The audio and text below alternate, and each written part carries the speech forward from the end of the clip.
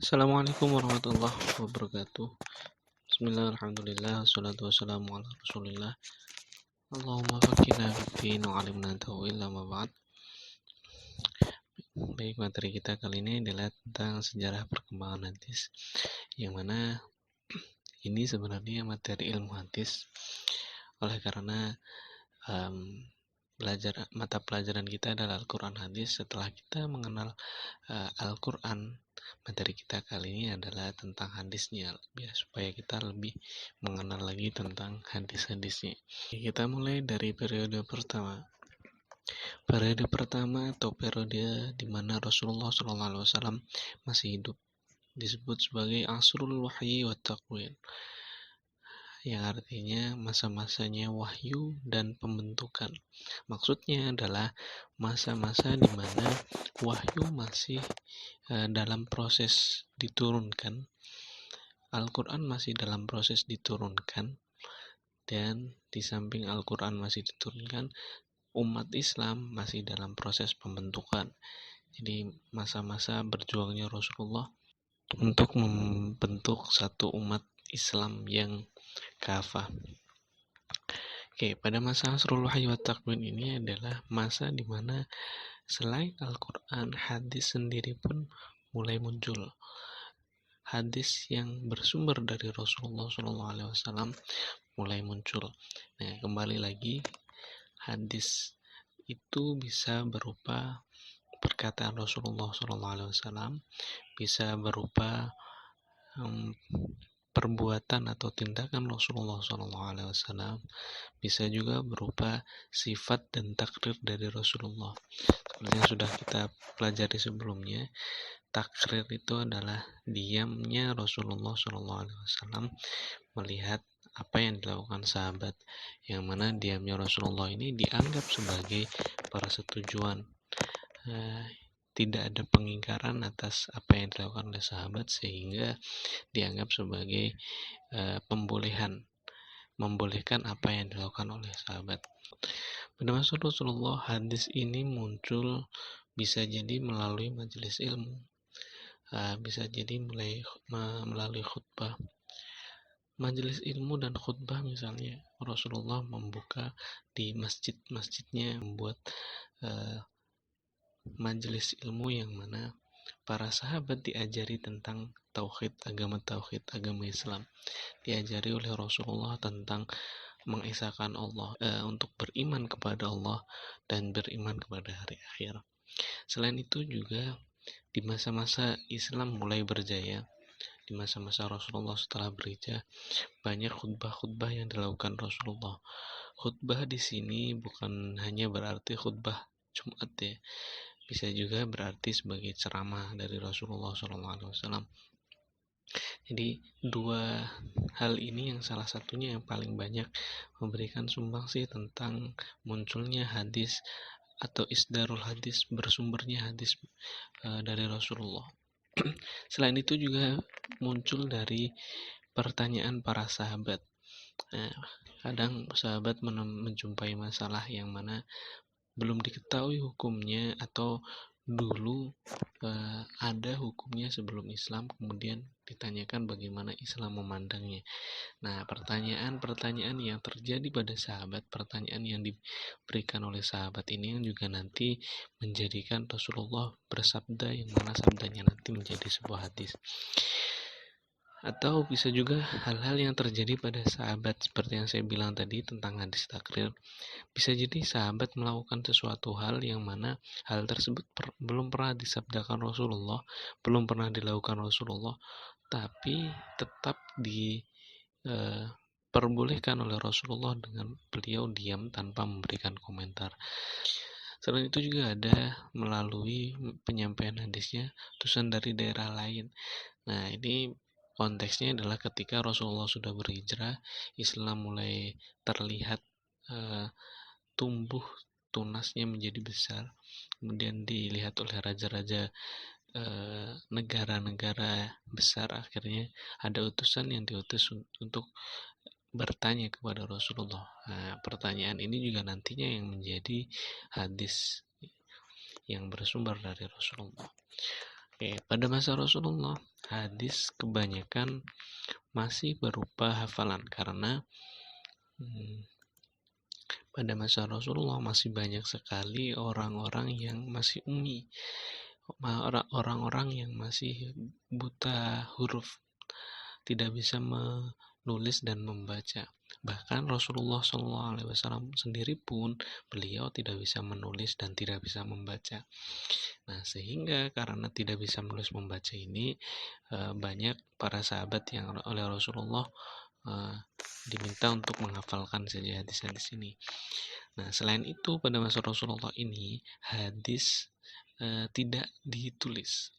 Jadi Rasulullah sendiri pun pernah bersabda bahwasanya tidak boleh menulis apa yang keluar dari Rasulullah selain Al-Quran.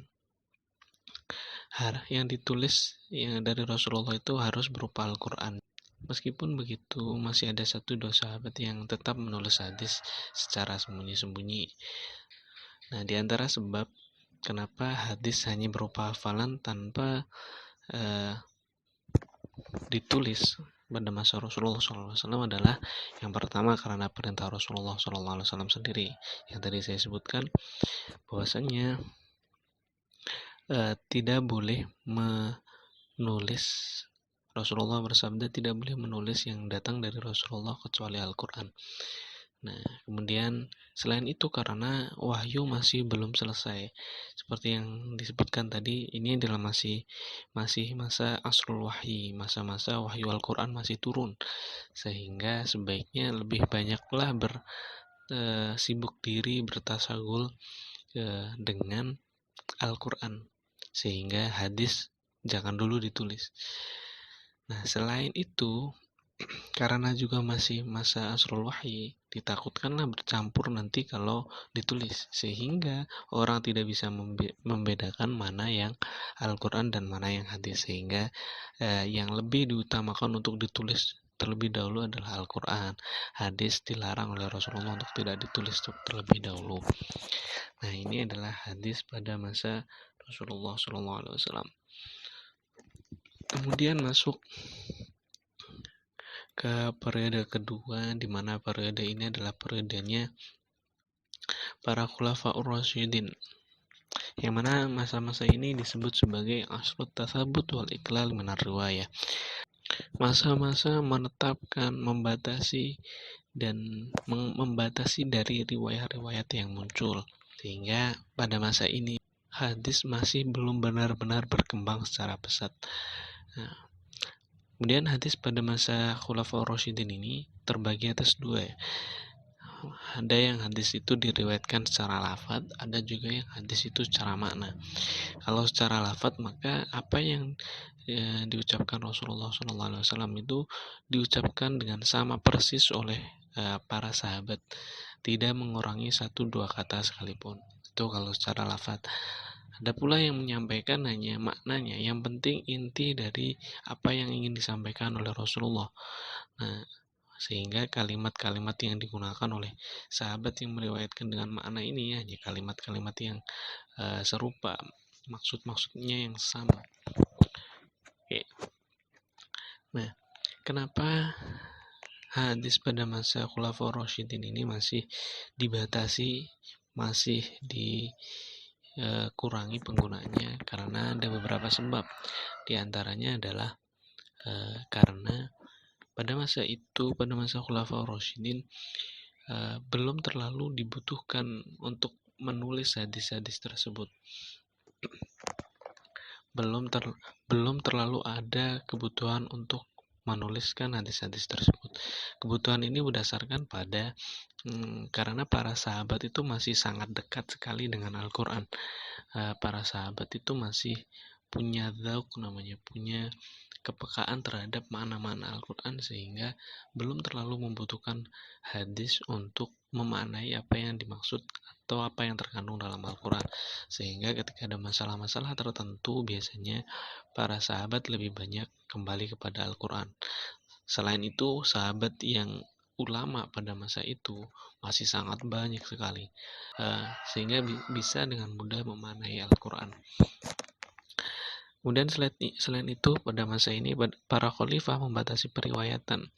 Nah, seperti diantaranya Abu Bakar, Sayyidina Abu Bakar misalnya, tidak mau meriwayatkan hadis jika hanya ada satu orang yang meriwayatkan. Setidaknya ada orang lain yang meriwayatkan hadis yang sama. Nah, jadi periwayatan-periwayatan pada masa Abu Bakar ini yang bisa diterima adalah yang sudah masyhur, sudah banyak diketahui orang. Kalau ada hanya satu orang yang meriwayatkan, biasanya tidak diterima oleh Sayyidina Abu Bakar. Termasuk juga Sayyidina Umar. Sayyidina Umar pun tidak mau menerima kalau hadis tersebut hanya diriwayatkan oleh satu orang saja. Hanya boleh hanya boleh hadis yang diriwayatkan oleh beberapa orang. Atau kalau memang hanya satu orang, harus disertakan kewajiban untuk bersumpah atas kebenaran hadis tersebut. Selain itu, karena juga ketatnya peraturan meriwayatkan hadis. Nah, sekali lagi karena aturan dari para khalifah tadi yang hadis-hadis yang hanya satu periwayatnya, satu orang yang meriwayatkan, satu orang sahabat yang memberitahukan kepada para khalifah tadi, tidak bisa diterima, sehingga hadis ini menjadi sangat ketat sekali. Tidak bisa seenaknya meriwayatkan hadis yang orang lain tidak tahu hadis tersebut. Karena hal ini juga yang kemudian menjadikan periwayatan hadis masih sangat sedikit sekali. Selain itu karena juga perluasan wilayah Islam yang baru dimulai. Nah, fokus utama pada masa Khulafaur Rasyidin ini fokus utama pada masa Khulafaur Rasyidin ini lebih banyak menelaah Al-Quran, lebih banyak mendalami makna-makna Al-Quran. Selain itu juga karena pada masa ini Islam masih baru dikembangkan ke daerah-daerah. Kita lihat bagaimana pada masa Abu Bakar mulai pertama memperluas wilayah Islam. Kemudian ditambah lagi pada masa Khalifah Umar bin Khattab yang kemudian menjadi lebih luas lagi perkembangan yang sangat pesat sekali, sehingga tasyagul atau kesibukan ini yang lebih diutamakan daripada kesibukan untuk menulis hadis. Kemudian masuk ke masa yang ketiga, periode Shighar, sahabat, dan tabi'in. Maksud Shighar itu adalah kecil ya, sehingga yang dimaksud Shighar sahabat itu adalah sahabat-sahabat kecil. Makna sahabat adalah orang yang pernah bertemu dengan Rasulullah, beriman dengan risalahnya Rasulullah, dan meninggal dengan iman tersebut, masih membawa iman tersebut. Nah, ini adalah sahabat. Nah, perbedaannya nanti ada yang namanya kibarus sahabat dan ada yang namanya sigharus sahabat. Kibarus sahabat adalah orang-orang sahabat-sahabat yang sering sekali berjumpa dengan Rasulullah, sering sekali berinteraksi dengan Rasulullah, yang mana sehingga banyak sekali hadis-hadis atau riwayat dan wahyu yang diterima, yang dipahami dari Rasulullah SAW. Nah, kalau sigharus sahabat itu adalah sahabat yang seperti definisi tadi, bedanya sahabat ini ketika bertemu Rasulullah masih usia dini, masih kecil, belum balik misalnya. Karena belum baliknya ini dianggap sebagai sahabat yang belum tentu bisa benar-benar menangkap apa yang disampaikan oleh Rasulullah. Ini sigharus sahabat. Atau bisa jadi juga sahabat yang meskipun sudah yang mukallaf, tapi interaksi atau intensitas jumlah pertemuannya dengan Rasulullah itu sangat sedikit sekali, hanya satu kali pertemuan, 2 kali pertemuan, 3 kali pertemuan, sangat sedikit sekali, sehingga jarang menerima wahyu, jarang menerima hadis-hadis dari Rasulullah SAW. Nah, itu sigharus sahabat. Kalau tabi'in adalah orang yang bertemu dengan sahabat, tidak sempat bertemu dengan Rasulullah, beriman dengan risalahnya Rasulullah, dan wafat dengan iman tersebut. Nah, pada masa ini, masanya disebut sebagai asru intisyarir riwayah ilal amsar, masa-masa di mana riwayat itu mulai berkembang ke daerah-daerah. Oke, pada masa ini juga cara riwayatannya ada lafadz dan juga ada makna. Ada yang menuliskan secara lafadznya, ada juga yang menuliskan secara maknanya. Oke, pada masa ini lafadz dan makna itu nanti kemudian menjadi sebuah penulisan hadis. Nah, jadi masih berupa tulisan-tulisan yang belum benar-benar dikumpulkan menjadi satu buku yang utuh, sehingga masih berserakan seperti tulisan-tulisan Al-Quran. Bedanya kalau penulisan hadis ini sudah ditulis rapi dalam kertas-kertas, hanya saja disimpan di rumah-rumah masing-masing dari para syiar sahabat atau para tabi'in. Nah, sebab mulai berintisyar atau mulai tersebarnya riwayat ini adalah karena ya terutama wilayah Islam ini sangat luas. Ini dimulai pada masanya Bani Umayyah. Kalau di SKI-nya dimulai pada masa Bani Umayyah. Wilayah Islam yang sangat luas kemudian meniscayakan para sahabat untuk berintisyar, berdiaspora, menyebar ke daerah-daerah. Nah, para sahabat ini yang kemudian karena menyebar ke daerah-daerah Islam yang baru ini akhirnya nanti memberikan hadis atau memberikan pelajaran-pelajaran Islam yang diantaranya nanti adalah hadis-hadis Rasulullah SAW.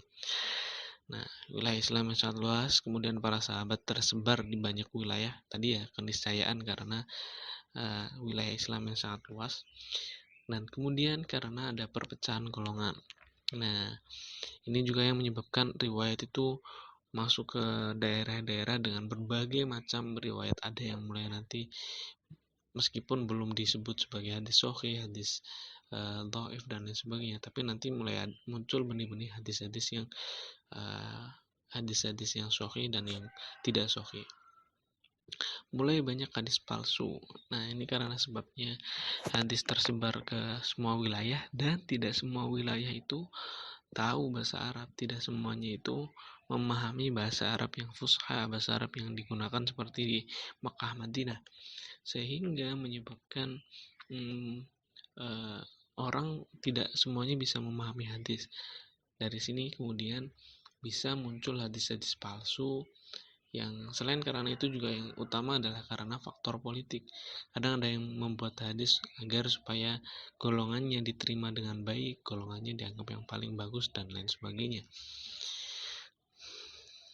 Nah, dari persebaran para sahabat tadi, intisyarul riwayah ini akhirnya hadis ini bisa tersebar di banyak tempat sekali. Di antara tempat-tempat utamanya adalah di Madinah, di Mekah, di Basrah, di Syam, di Mesir. Jadi mulai di Madinah, Mekah, Basrah, Syam, Mesir. Nah, para sahabat yang merantau ke tempat-tempat ini akhirnya menyebarkan agama Islam, menghidupkan lagi agama-agama tauhid, menghidupkan agama tauhid Rasulullah SAW, agama Islam, agar benar-benar bisa dikenal di tempat-tempat yang baru ini, Basrah, Syam, Mesir, dan lain sebagainya. Ini periode ketiga. Nah, kemudian periode keempatnya pada abad ke-2 Hijriah. Abad ke-2 Hijriah berarti mulai tahun 101 Hijriah sampai tahun 200 Hijriah kurang lebih. Nah, masa ini disebut sebagai Asrul Kitab wa Tatwin, masa-masa penulisan dan kemudian masa-masa pembukuan. Nah, kenapa pada masa ini mulai ditulis hadis dan mulai dibukukan hadis? Karena dilihat dari yang pertama, wilayah Islam yang sangat luas sekali, sama seperti yang tadi ya. Kemudian karena luasnya ini ternyata tidak semua wilayah itu bisa berbahasa Arab. Ada beberapa wilayah yang tidak bisa berbahasa Arab karena pada masa ini misalnya agama Islam atau wilayah Islam itu mulai masuk ke Eropa, mulai dari ada Andalusia, kemudian dan tempat-tempat lain sebagainya, sehingga tidak semuanya bisa berbahasa Arab dan apalagi menghafalkan hadis-hadisnya, sehingga butuh untuk ditulis hadis tersebut. Nah, selain itu juga pada masa ini banyak sekali hafidz hadis, orang-orang yang hafal hadis ini yang wafat. Sehingga mulailah dibutuhkan penulisan hadis. Pada masa ini juga masih sama cara meriwayatkan hadis menggunakan melalui lafaz dan makna. Ada yang secara tekstual benar-benar sama persis lafaz hadisnya, ada yang hanya secara konteksnya maknanya aja yang diriwayatkan. Nah, kemudian lafaz makna ini karena sebab-sebab tadi akhirnya mulai banyaklah penulisan hadis yang pada puncaknya nanti pada masa Khalifah Umar bin Abdul Aziz mulai terfikirkan inisiatif untuk menuliskan hadis dalam satu kitab yang utuh. Mulailah diberitahu gubernur-gubernurnya, kemudian beliau sendiri Umar bin Abdul Aziz memberitahukan kepada salah seorang penghafal hadis yang terkemuka pada masa itu, yakni yang bernama Abu Bakar Muhammad ibn Muslim bin Ubaidillah ibn Syihab Az-Zuhri, atau yang dalam ilmu hadis sering lebih dikenal dengan Ibnu Syihab Az-Zuhri. Beliau meminta Ibnu Syihab Az-Zuhri untuk mengumpulkan hadis-hadis dari para penghafal hadis ini yang kemudian nanti dijadikan buku, sehingga pembukuan hadis pertama kali dilakukan adalah pada masa ini. Dianggap oleh para ulama dibukukan pertama kali pada masa ini, sehingga ulama juga menetapkan Abu Bakar Muhammad ibnu Muslim ibnu Ubaidillah ibnu Syihab Az-Zuhri ini sebagai orang yang pertama yang membukukan hadis. Oke, dari Abu Bakar Muhammad tadi, dari Ibnu Syihab Az-Zuhri, dari Ibnu Syihab Az-Zuhri yang membukukan hadis ini kemudian memunculkan giroh atau semangat ulama-ulama lain untuk mengumpulkan hadis juga, sehingga muncullah ulama-ulama di wilayah lain seperti yang tadi ya, ulama sudah tersebar di berbagai wilayah, inisiatif untuk mengikuti Ibnu Syihab Az-Zuhri menulis hadis, sehingga muncullah di Madinah nanti ada Ibnu Ishaq, di Makkah ada Ibnu Jurayj, di Basrah ada Imam Ar-Rabi, di Syam ada Al-Auza'i, di Mesir ada Al-Laits, Kufah Sufyan Ats-Tsauri, Khurasan ada Ibnu Mubarak, di Yaman ada Ma'mar Al-Azdi. Nah, beliau-beliau ini nanti yang kemudian menuliskan hadis, membukukan hadis dalam satu kitab yang utuh, sehingga mulai banyaklah buku-buku atau manuskrip-manuskrip kitab-kitab hadis yang dibuat. Banyak sekali kitab-kitab hadis yang dibuat. Nah, kita masuk ke periode kelima, abad ketiga Hijriah. Oke, 3 Hijriah berarti mulai tahun 201 Hijriah sampai 300 Hijriah. Dinamakan sebagai Asrul Jam'i wa Tabtuin, masa-masa pengumpulan dan pembukuan. Nah, di masa ini hadis mulai benar-benar sangat berkembang, sehingga muncullah tradisi baru, tradisi rihlah hadis namanya. Perjalanan untuk mencari hadis-hadis yang ada pada para ulama. Ada ulama karena wilayah Islam yang luas tadi, sehingga ulama-ulama hadis yang sangat banyak sekali riwayat yang dimilikinya itu tersebar di berbagai wilayah. Akhirnya mulai muncul tradisi rihlah hadis, perjalanan untuk mencari sanad hadisnya. Kemudian muncul juga kesadaran taksis hadis. Nah, karena kembali lagi karena banyak sekali riwayat di setiap negara, di setiap wilayah, maka dirasa perlu ada yang namanya kesadaran tentang mana hadis yang benar-benar sahih dan mana hadis yang tidak sahih. Sehingga nantinya pada masa ini muncul banyak sekali variasi-variasi kitab sunnah. Nah, nanti ada variasi-variasinya. Oke, pada masa ini sehingga banyak sekali macam-macam riwayat. Oke, macam riwayat yang mulai dari yang sahih, yang dhaif, riwayat yang terputus sanadnya dan lain sebagainya. Selain riwayat yang banyak, macam-macam bentuk perawi, maksudnya adalah macam-macam kualitas dari orang yang meriwayatkan hadis pun muncul. Sehingga dari sini dirasa perlu ada tasqih hadis, mensahihkan atau memilah mana hadis-hadis yang sahih dan mana hadis-hadis yang dhaif. Nah, sehingga muncul pula kaidah-kaidah tentang penyeleksian rawi, mana rawi yang bisa diterima riwayatnya, mana rawi yang tidak bisa diterima riwayatnya. Oke, dari kenyataan ini, maka variasi kitab hadis pun nanti muncul. Mulai ada yang namanya kitab Al-Jami, kumpulan hadis-hadis yang sahih, Al-Jami as-Sahih, kumpulan hadis dari berbagai macam masalah agama, tauhid, tauhid, tasawuf, fikih dan lain sebagainya. Yang mana hadis-hadisnya juga nanti yang dipilih hanya yang sahih saja. Kemudian ada juga yang semisal as-sunan, yang mana isi hadisnya nanti adalah tentang hal-hal mengenai fikih, bab-babnya bab-bab fikih.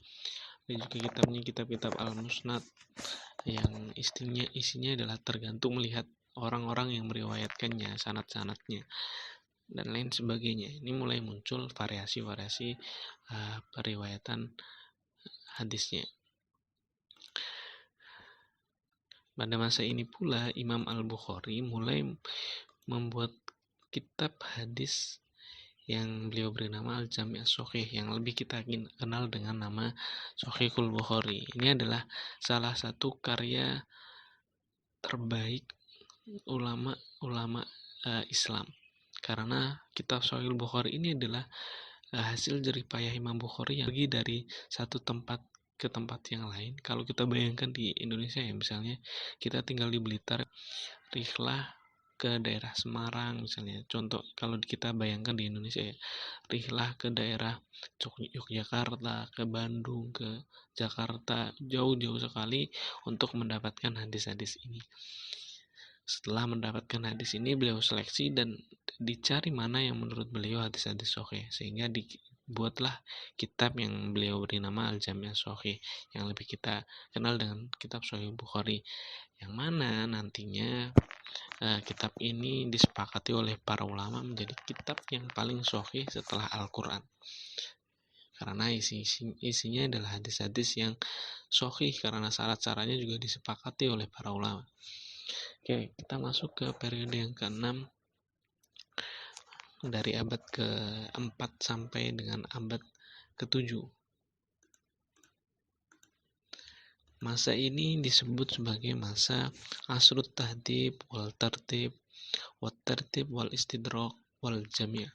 Masa-masa pengajaran, kemudian masa-masa mengurutkan dan mencari hadis-hadis yang serupa dari kitab-kitab yang sudah dibuat sebelumnya, kemudian mengumpulkan, kemudian menjadikan satu.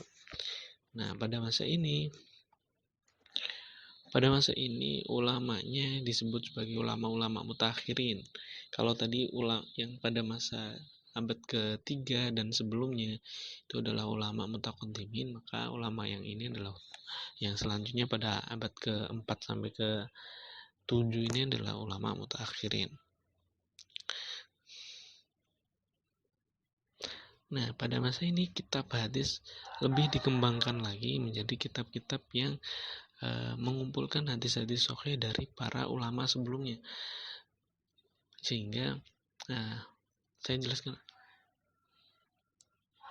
pada masa ini ulamanya disebut sebagai mutakhirin karena periwayatannya tidak langsung disanadkan ke gurunya seperti ulama sebelumnya, tapi kepada kitab-kitab yang sudah terbukukan sebelumnya, sehingga pada masa ini banyak sekali kitab-kitab yang mencari celah mana hadis yang belum disebutkan di kitab-kitab yang dibuat sebelumnya, mana hadis yang sama riwayatnya dari kitab-kitab sebelumnya.